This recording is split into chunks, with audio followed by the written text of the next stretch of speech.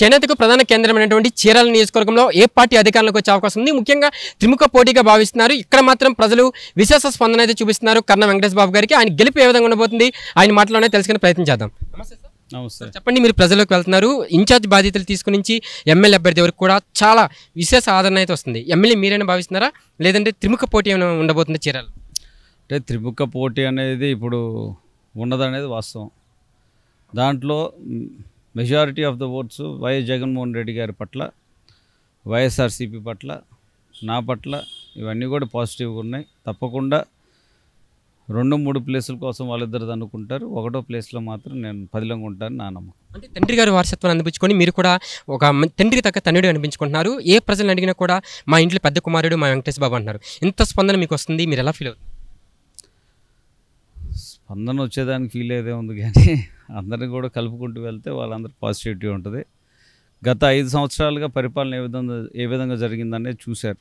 నేను వాస్తవంగా చూస్తే టీడీపీలో గెలుచున్నాం 2019లో, 2024లో వైసీపీలో పనిచేస్తూ ఉన్నాం. ఈ 5 ఏళ్ల స్పాన్లో అందరూ కూడా కలుపుకొని వెళ్ళటం, పార్టీలకు అతీతంగా పరిపాలన చేయటం, సామాన్యులకు కూడా ఎక్కడ ఇబ్బంది లేకుండా చేయటం, ఒక ప్రశాంతమైన వాతావరణంలో చీరాలని కేంద్రీకరించడం, ఇవన్నీ కూడా ఏంటంటే పాజిటివ్ ఆస్పెక్ట్స్ అని నేను భావిస్తూ ఉన్నాను. వాటితో పాటు డెవలప్మెంటల్ ఆస్పెక్ట్స్లో గ్రామాల్లో కూడా అనేక చోట్ల డెవలప్మెంట్ జరిగింది. సో సీసీ రోడ్స్ కానివ్వండి, డ్రైన్స్ కానివ్వండి, లైట్స్ కానివ్వండి, ఇవన్నీ బేసిక్ కావాల్సినవి. ఇంతకుముందు ఎప్పుడు జరగని విధంగా ఇప్పుడు జరిగింది. ఇవన్నీ కూడా పాజిటివ్గా చూసుకున్నాం. తర్వాత మాకు ఫిషింగ్ హార్బర్ రావడం జరిగింది. జగన్మోహన్ రెడ్డి గారు వాటిని కేటాయించుకొని వాళ్ళ శంకుస్థాపన కూడా చేయడం జరిగింది. ఆ తర్వాత ఆర్ఓబి ఒకటి శాంక్షన్ అయ్యింది, అది ప్రాసెసింగ్ స్టేజ్లో ఉంది. తర్వాత టూరిజం డెవలప్ అయింది. ఇవన్నీ కూడా ఏంటంటే మాకు గత 5 సంవత్సరాలుగా ముందుకి ఇప్పటికీ ఉన్న డిఫరెన్స్లు. చేనేతలు ఎక్కువ ఉండే ప్రాంతం ఇది. చేనేత క్లస్టర్స్ లాగా విభజిస్తూ ఉన్నారు. ముఖ్యంగా చేనేత ప్రాంతానికి కూడా చీరాల ముఖ్య క్లస్టర్ లాగా అవబోతుంది. రేపు డెఫినెట్గా చేనేతలందరూ కూడా చీరాల వైపు చూస్తారని చెప్పేసి నా నమ్మకం. అంటే ప్రకాశం జిల్లాలో తండ్రికి అంటే ముఖ్యంగా చాలా మంచి పేరు అయితే ఉంది.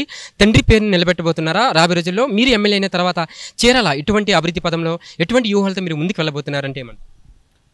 డెవలప్మెంటల్ ఆస్పెక్టే ప్రయారిటీ తీసుకుంటాం. తప్పకుండా ఎవరు కష్టం వాళ్ళకు ఉంటుంది. మేము అందరం కూడా కష్టపడతాం.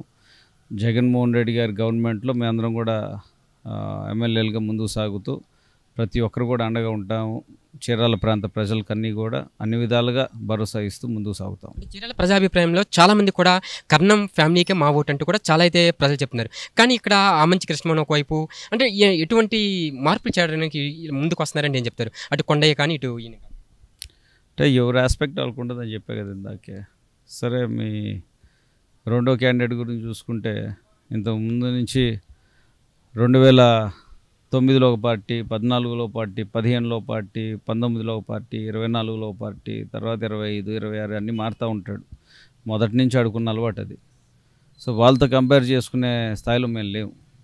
తప్పకుండా ప్రజల కోసం ఈరోజు మేము ఇంతకుముందున్న పరిస్థితులకి భిన్నంగా కొన్ని నిర్ణయాలు తీసుకున్నప్పుడు ప్రజల కోసం తీసుకున్నాం, ప్రజల పక్షాన్ని తీసుకున్నాం, ప్రజల కోరిక మేరకు తీసుకున్నాం. సో తప్పకుండా వారికి మాకు చాలా డిఫరెన్స్ ఉంటుంది. అదేవిధంగా కొండయ్య గారి గురించి ప్రత్యేకించి నేను చెప్పక్కర్లేదు. వారి ప్రయత్నం వాళ్ళు చేసుకుంటూ ఉంటారు. దాంట్లో మనం కూడా కాదనేది కాదు కదా. సో ఎవరు కష్టం, ఎవరు ఏ విధంగా పనిచేస్తున్నారు, ఎవరు ఏ విధంగా గెలుపు దిశగా ఉన్నారనేది ప్రజలు నిర్ణయిస్తారు. కాబట్టి వారి కోసమే వారి 13వ తారీఖున వారి ఓటు కోసం మేము అందరం కూడా ఎదురు చూస్తాం. మీరు ఎమ్మెల్యే కాకముందేనే మీకంటూ ప్రజలు చాలామంది మీ వెంట ఉంటున్నారు. మీరు ఎమ్మెల్యే అయిన తర్వాత ముఖ్యంగా మిమ్మల్ని ప్రకాశం జిల్లాలో మంత్రిగా చూడాలని మీ అభిమానులు కోరుకుంటున్నారు, నాన్నగారి అభిమానులు కూడా. అంటే యువకుడు మీరైతే మంత్రి అయితే ఆ మంత్రి వర్గానికి ఒక మంచి స్థానం ఉండబోతున్నట్టు కూడా మీ అభిమానులు కోరుకుంటున్నారు. ఏం చెప్తారు? అసలు ముందు ఎమ్మెల్యే అవ్వాలి కదా, దాని తర్వాత మిగతాయి అది అయినాక దాని గురించి మాట్లాడతా. కానీ అవ్వకముందు వాటి గురించి కమెంట్ చేసేంత స్థాయి నాది కాదు, దాని గురించి ఆలోచన నాకు లేదు. టీడీపీ మేనిఫెస్టో గురించి ఏమంటారు? గతంలో అనేక విమర్శలు చేశారు. వాలంటీర్ వ్యవస్థను ఉద్దేశించి గోనెలు మోయడానికి పనికొచ్చే వాళ్ళ, లేదంటే తలుపు తొట్టడానికి పనికొచ్చే వాళ్ళ అనే వాళ్ళు ఈరోజు 10,000 చేస్తామంటున్నారు. టీడీపీ హామీలను ప్రజలు ఎటువంటి అసలు నమ్మే పరిస్థితులు ఉన్నారంటే ఏమంటారు? టీడీపీ హామీలు అనేది ఏ విధంగా ఉంటే మేము నాకు తెలిసి కానీ అంటే ఆల్మోస్ట్ నేను ఉండగా దగ్గర నుంచి కూడా టీడీపీలో ఉండే కదా. చెప్తూ ఉంటారు జనరల్గా. చంద్రబాబు గారు ఏముందంటే చెప్తాడు, అధికారులకు మర్చిపోతూ ఉంటారు. వాటి గురించి మనం ఆలోచించుకోవడం కూడా అనవసరం. జగన్మోహన్ రెడ్డి గారు ఏంటంటే పథకాలు ఏదైతే చెప్తా అన్నారో మేనిఫెస్టో గురించి ఒక బైబిల్లో, ఖురాను, భగవద్గీతలో భావించి వాల్యూ ఇచ్చి అవి పూర్తి చేసాం లేదా అని ఇప్పుడున్న దీంట్లో కూడా నేను చేశానని చెప్తున్నారు కూడా. అసలు ఇంతకుముందు మేనిఫెస్టోస్ తీయండి. 94 నుంచి టీడీపీ ఉంది, అంటే 83 నుంచి ఉందనుకో, అది తీసేయండి. 85, 89, 94, 99, 2004, 2009, 14, 19, 24 అన్నీ తీయండి. ఎన్ని చేసినాయి, ఎన్ని మేనిఫెస్టోలు ఎంత పర్సంటేజ్ చేసింది అనేసి మీరు పర్సంటేజ్ చేసి తర్వాత నన్ను క్వశ్చన్ అడగండి. సార్, చివరి 2 అంశాలు. మొదటిగా, ఎక్కడ ఏ సర్వే చూసినా కూడా మీ పార్టీ అధికారంలోకి రాబోతుంది. 130 నుంచి 140 సీట్లు. పక్క రాష్ట్ర మాజీ ముఖ్యమంత్రి, తెలంగాణ దేవుడైనటువంటి కేసీఆర్ కూడా మీ పార్టీ అధికారంలోకి వస్తుంది, కేటీఆర్ కూడా అని వ్యాఖ్యానిస్తున్నారు. అంటే ఇంతమంది రాజకీయ నాయకులు విశ్లేషిస్తున్నారు మీ పార్టీ వస్తుందని. దీని గురించి ఏమంటారు? డెఫినెట్గా వస్తుంది.